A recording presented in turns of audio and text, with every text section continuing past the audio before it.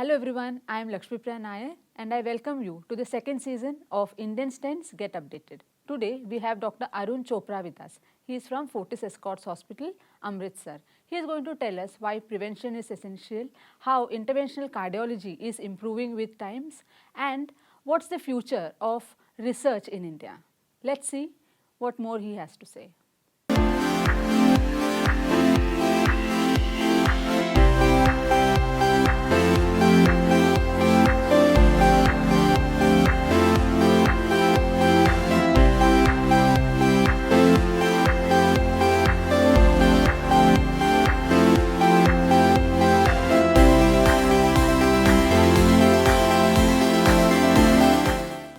Hello, Dr. Chopra. We are very Good glad afternoon. to have you here.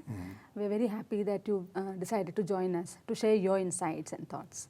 Right. Dr. Chopra, I would like to begin with the reason why more and more patients are, younger when it comes to cardiovascular diseases. Are we doing something very wrong? Yes, unfortunately, we find that almost one half of all people who are getting heart attacks are below the age of 50. And couple of decades back when we were still young cardiologists, we used to think that people below the age of 40 should not get a heart attack. Now that's no longer the case. We are seeing more and more people coming with heart attacks. So that must be to do with the lifestyle. I think it must be to do with the food that we have, the lack of exercise that we have now, the stress that we have, that we are increasingly seeing as India is becoming more and more urbanized. I think stress is a part of every working professional's life, and these things are getting together, increasing the prevalence of high blood pressure, diabetes, high cholesterol, smoking, excess alcohol. All these things put together are leading to epidemics of heart disease as well. Okay. So, how do we stop the advent of these diseases? What should be our strategy? The strategy is simple but not easy. It is to change your lifestyle, as I just said.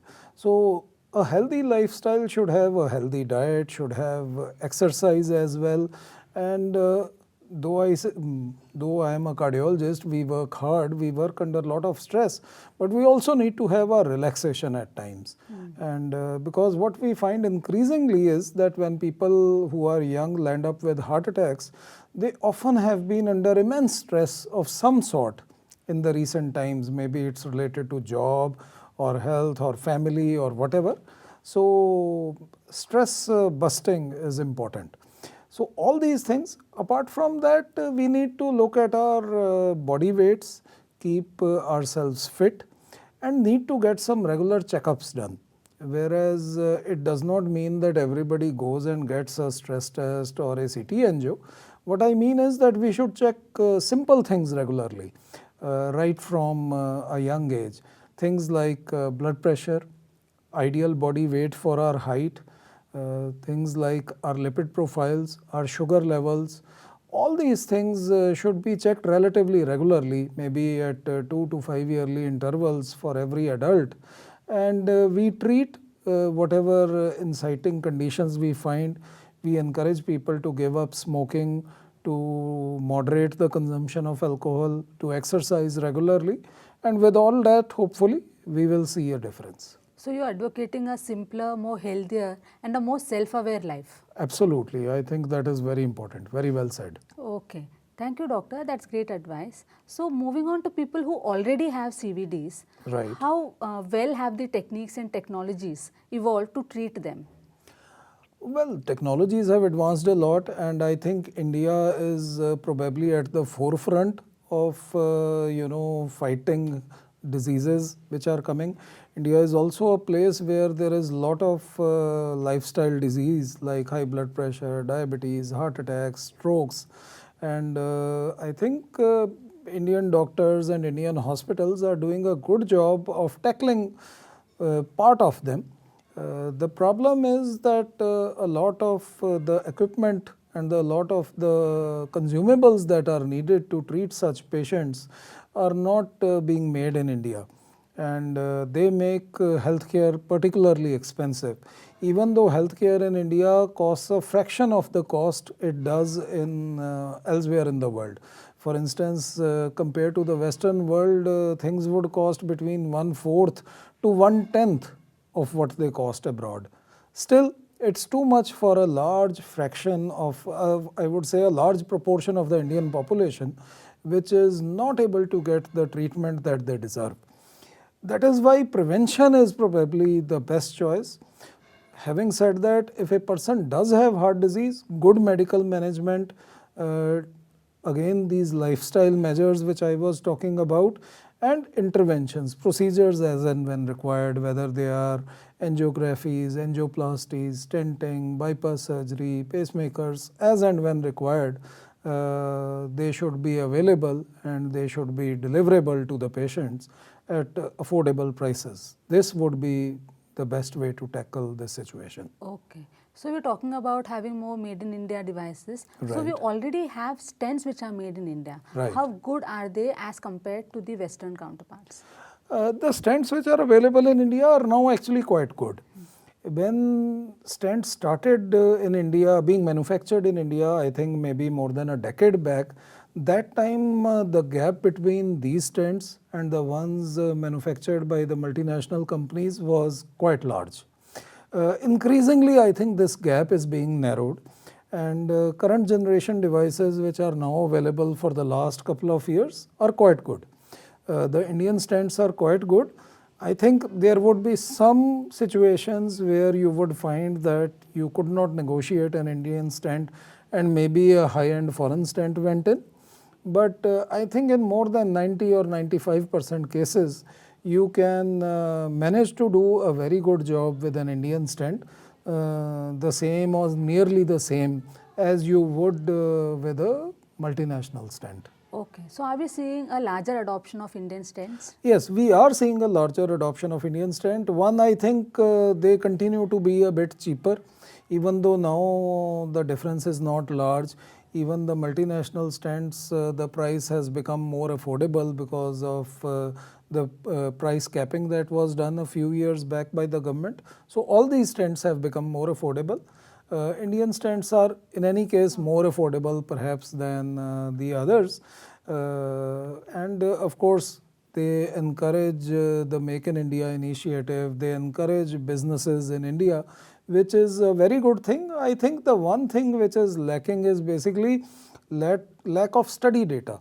As you know, whenever we recommend a device or a procedure or a technique or a hardware to a patient, we need to have experimental studies done which validate that this device or this such stent or whatever it is not only safe for the patient, it performs as per its requirement, and it is as good as whatever is the industry standard worldwide today. Right. Unfortunately, we have more anecdotal data rather than study data, though I think in the last 2-3 years, some of the companies from India have started catching up, and they are now participating in randomized studies which are national or international. But this is what is needed to fulfill the stringent criteria which the medical guidelines committees have, so that they can recommend them wholeheartedly rather than recommending them on the basis of anecdotal experience. For instance, I may have experience, or there are other senior cardiologists in the country who have experience, but when we are talking to an international audience, we need to give them hard data and not just what I think or what I feel or what I experience. Right. So we need more hard data. So doctor, haven't trials like the TALENT trial filled in Yes. this gap? Yes, they are in the process of filling in this gap. This trial has come out very recently. A couple of other trials have also come, and still more trials are ongoing. And I am sure in the next 3 to 5 years we shall see a bigger change, because earlier nobody was comparing with the industry standard. Now I think these trials are comparing against the industry standard. And if we are finding good results, as we has found in the current trial, and maybe we will find as good results when we go on to more tougher cases, more tougher lesions, and Indian stents are proven to be as good as the international standards. I think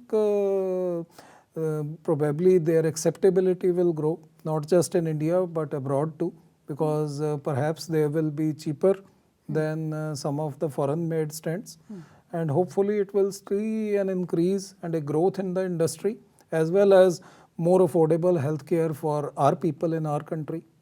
Okay. So how do we, encourage indigenous players? How do we encourage indigenous manufacturers? I think indigenous manufacturers are being encouraged partly because of the stent capping phenomena. I think for Indian stents, probably they, since they are manufacturing all the stuff locally, they would still not be into that crunch, which I think maybe the multinational companies might have faced when the price was brought down considerably. So this is, I think, a big step which would favor Indian stent. It would, sort of level the ground on which everybody is working. But the other thing I think is promoting original research. We need to somehow have encouragement for people who want to go into research. Today, anybody who passes out of a medical school or a medical college, if after doing MBBS or MD wants to do a DM or MCH, they want to go into clinical practice, because it is clinical medicine which is being rewarded, whether by the government or by the public. That is what people are looking at. Research in India is not being rewarded. So if research in India is rewarded, then people will not look to going to USA or Europe or Singapore to go into research. They'll stay in India. Some of the biggest and best names worldwide are Indian names. We know who they have gone abroad and have, achieved great things. They went abroad, but because they perhaps thought that they would not get the required infrastructure and support here. If we can somehow provide that support, then we will encourage genuine research in India, and I am sure the Indian mind can evolve a lot of things. We have evolved a lot of things historically. In medicine, I am sure we can progress a lot, provided original research is encouraged. That's is what a is great lacking. insight, doctor. So is there one message that you would like to leave us with? The message, I think the last message is we need to look at our medical education as well. But I feel that the admission process needs to be transparent, such that it selects the best candidates for this field. The training also needs to evolve. Even though our curriculum in medical colleges has changed over the last decade, I think our education is still a lot less practical than education in some of the medical colleges in the West. And I think we need to have a more practical orientation to our teaching, and our exams also need to be more patient-centric exams rather than theoretical exams. And finally, encouraging original research, so that original concepts can be developed in India. If we can do these three things, I think we'll go a long way in improving medical education and practical, affordable healthcare for our country. Thanks a lot, doctor. Thanks a lot for your insights. Thank you. So that's Dr. Arun Chopra with us. He's telling us how we need to replicate the success of the Indian stents with other medical devices as well. Stay tuned for such knowledgeable sessions with Express Healthcare's series on Indian stents. Get updated.